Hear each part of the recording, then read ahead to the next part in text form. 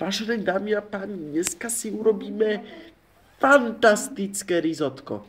Takže, čo potrebujeme je 30 gramov cibulky. Úplne takej krásnej jarnej, takej zvonku, že normálne to vytrhnete zo zeme. Potom trošku taký olej, môže byť aj z masných vlasov. Potom si zoberme červenú papričku, mletu. Ježiš, Dora, to zavri, Takže poriadne ju vymalte. do svojej izby. 250 gramov krásneho bravčového pliecka. Krásne bravčové pliecko. Potom si zoberieme 250 gramov zeleného hrášku.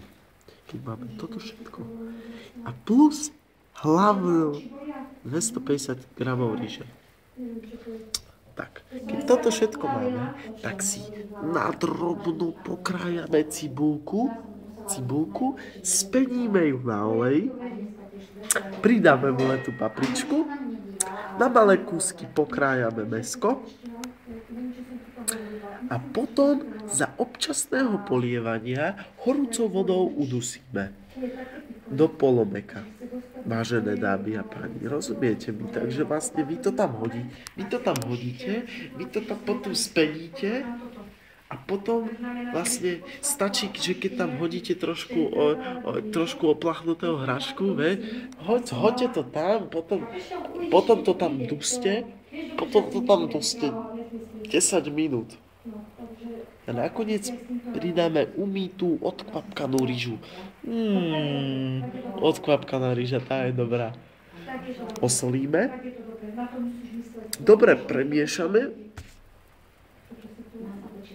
A zalejme vodou tak, aby siahala asi 2 cm nad ryžu. Takže 2 cm, to není až tak vysoko. Sú to len 2 cm nad ryžu.